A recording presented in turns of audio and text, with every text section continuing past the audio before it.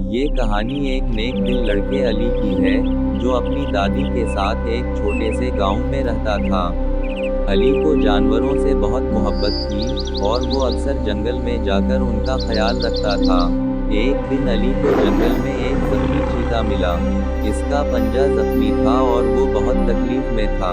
अली को पहले तो डर लगा, मगर फिर इसने हिम्मत करके चीते के जख्म पर पट्टी बांधी और उसे खाने के लिए गोश्त दिया। चंद दिन बाद चीता मुकम्मल तौर पर ठीक हो गया। अली और चीते के दरमियान दोस्ती हो चुकी थी। अब जब भी अली जंगल में आता, चीता खुश होकर इसके पास आ जाता।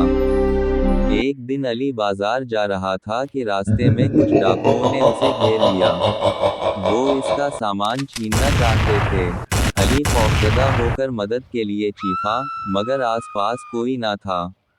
तभी झाड़ियों में हरकत हुई, और अचानक वही चीता गराते हुए बाहर निकला।